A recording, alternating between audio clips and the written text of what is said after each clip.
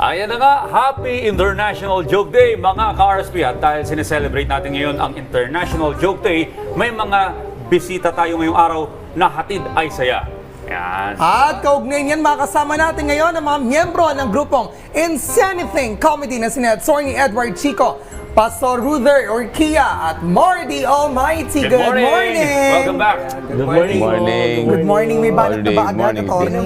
Magandang umaga lang po sa magandang umaga po sa mga nanonood sa inyo, lalo na yung mga taga-subaybay yung 43 viewers. Ay! 43,000 naman. Sa Facebook yan, sa Facebook yan. Sinay ko kayo kahapon, 20 lang. Ay! Ito, gusto natin malaman yung pinagmulan ng pagiging natural na komedyante ninyo.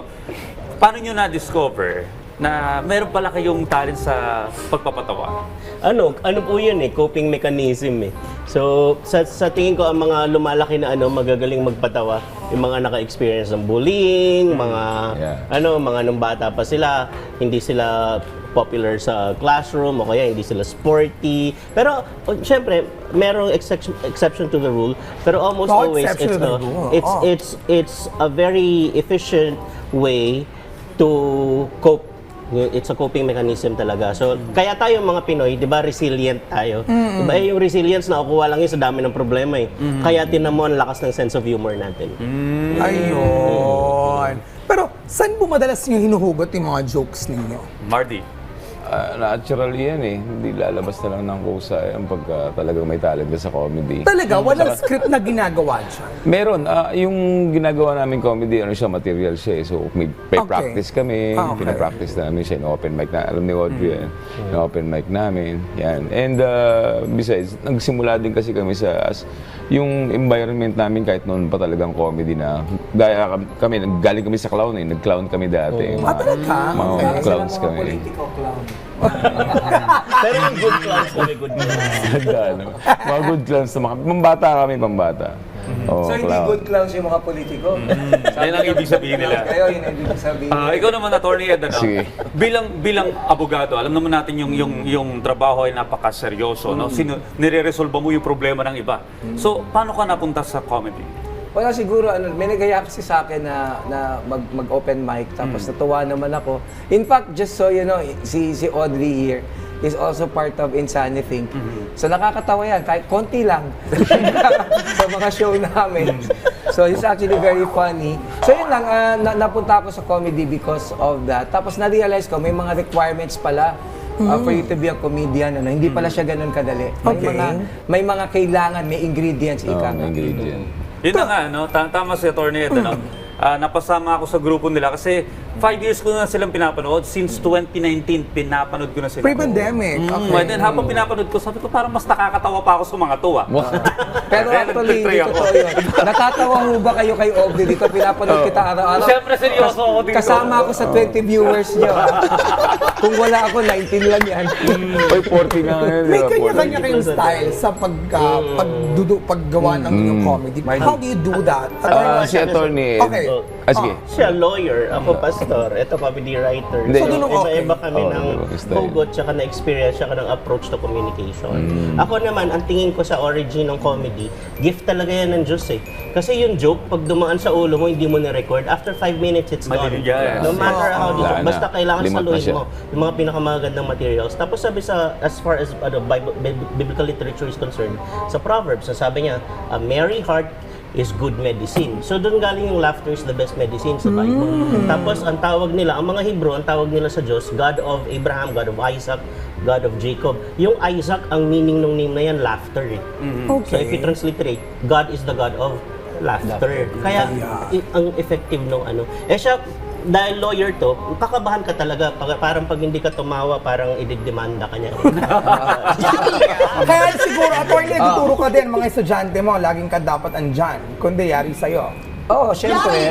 Actually, magandang parang training ground ko din yung law school, ano, kasi yung mga estudyante ko, nagpapatawa ako sa kanila. Parang nagpa-practice na rin, doon ko rin siya na-discover. Kaya lang parang maging komedyante, I mean professionally, hindi siya you're not just supposed to be naturally funny. Iba kasi yung nakakatawa ka sa barkadahan. Di ba sa barkadahan, lagi may isang grupo, sa isang grupo, may nakakatawa, Yes. baka gaya ni Ruther, pag magkakasama kami, merong corny, kagaya ni Audrey. Di ba? Mga ganyan. Hindi, nakakatawa na rin si Audrey. Sa 5 minuto, may mga 30 seconds. Malaking improvement na yun. Malaking improvement yun. Pero itong question, kasi hindi lahat ng joke natin ay nakakatawa sa buong crowd. Iba-iba to ng appreciation. Ano? May lalo na yung mga kabataan ngayon, yung Gen Z, iba yung kanilang humor eh. So paano nyo binabalanse ito? Depende sa crowd. Ano kasi, ayun nga, depende nga sa crowd. So, kung minsan iniisip din namin kung ano yung gagawin naming joke, no? Kasi, syempre, may madaling ma-offend ngayon yung mga tao eh, sa totoo lang. So, kaya ginagawa namin, marami kasi kaming set ng material, marami kaming jokes. So, pinipili lang namin kung ano yung pwede naming ibigay dun sa audience. Pero Mardy, pinakamahirap na uri ng pagsulat ay yung pagsulat ng komedya. Paano mo nasisiguro talagang alam mo matatawa ang tao sa mga kwento mo? Madali na yan kasi lalo pagmasa talagang Okay. madaling gumawa ng jokes para yan. Kasi sa yung mga Pilipino naman, madaling patawanin, hindi naman sila mahirap patawanin talaga.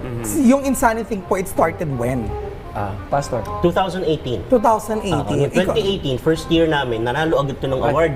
Wow. Elite Leadership Awards, Best So Point of siya ang Stand-Up President Comedy. Emeritus ng Insanity. Ang founders ng Insanity, siya, lawyer, ako, pastor, tsaka si Michelle Defensor, NLP, life coach. Si Michelle, kapatid ni Mike Defensor. Mike Defensor. Okay. So, ang weird niyang comedy group, di ba?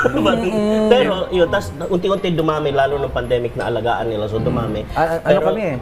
Parang eclectic group. Iba-iba talaga. Actually, hindi ko alam yung eclectic. Basta nasabi lang niya. Iba-iba kami. Parang bubuka lang malalim. Pag nag-uusap Mga eclectic naman ako. lagi niya sinasabi yung eclectic. Nanginginig ako si Eclectic, tsaka yung exacerbate. Exacerbate. Ako lagi ko sinasabing superfluous.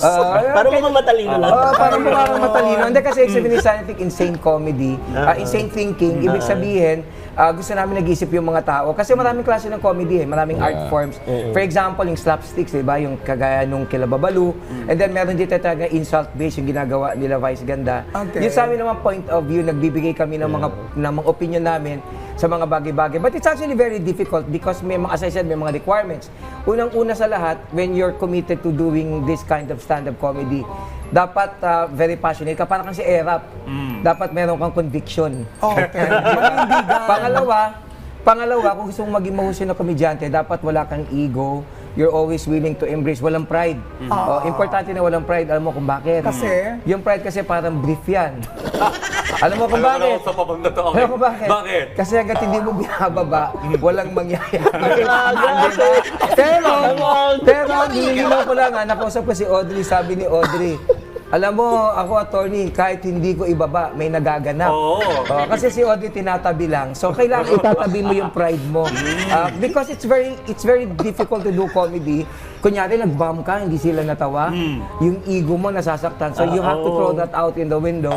Tapos, pangatlo, you always have to be very, very sensitive and mindful. Okay. Kagaya nung nasabi mo, for example, pag mga bata, medyo woke sila eh. So, dapat medyo maingat ka dun sa, pinipili mo rin yung materials mo.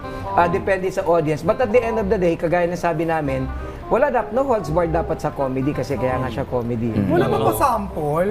Kasi si Mardy. Sample na Ayaw mo nag-sample. Parang gusto ko Hindi mo sabihin, corny pa yung mga Hindi, binaan. pero ito sa ating mga Wala namang bayad ang guesting dito.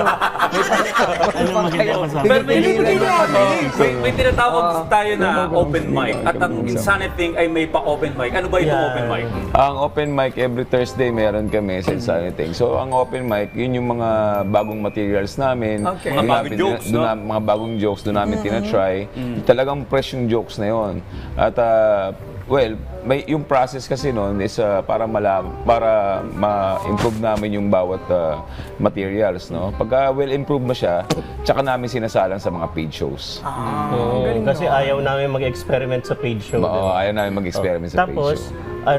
Yun nga, ang hirap ngayon kasi sabi ni, etong point of view, kailangan mo ng thinking audience talaga.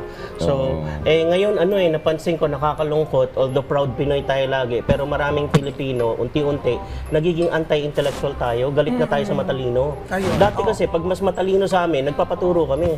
Ngayon, pag mas matalino sa'yo, nagagalit. Di, ano yan? Smart shaming ba yan? Edi ikaw na magaling, edi wow, bida-bida, di ba ganon? Kasi napapansin ko sa mga teleserye, manood ka, ano ginagawa sa matalino? Binabash yung mga writers nila. Pinapatay. Ay, pinapatay. Ano sabi doon? Manood Akala ka. ko sa production. Oo, lalo pag action, pinapatay, sasabihin ng leader, masyado ka na maraming nalalaman.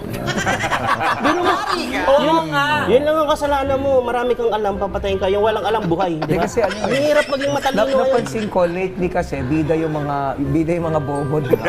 Kasi napansin mo, mula nung nagkaroon ng social media, yung mga bobo lumakas yung loob. Naisip kasi nila, hindi tayo nag-iisang dami natin. Di ba? And they can actually make things happen. Perfect, oo. Si Sassy Girl, but seriously, we also become a voice. The thing about comedy kasi, lalo ngayon, di ba, sobrang divided tayo politically. Meron DDS, may makapresidente, merong mga kapingki, di ba? May mga supporters nga si Calyodi din eh. Kalain mo, meron din, di ba? Naalala ko nga si Calyodi, di ba, nung tumakbo siyang presidente, sabi niya, huwag kayong mag-alala, hindi kami maghatian ng boto ni Leni Robredo. Naisip ko naman, mukha naman, di ba? Pero ang point ko, dahil politically divided tayo, ang maganda sa comedy, pag napatawa mo sila, parang nawawala yung galit and then you begin to sit down. Pwede pala tayo mag-usap kasi natawa na tayo eh. Nadi-diffuse niya yung tension and I think that's what comedy does. So anyway, may series na po na bilisan na daw natin. Si Gilbert po yan, si Gilbert. Ganyan yata talaga pag walang bayad. Di ba? Anyway, Wala nang bayad, minabayad pa tayo dito. Kaya maraming salamat sa inyo pong pagsama sa amin. Of course, Atty. Ed Chico, Pastor Rupert Urquilla.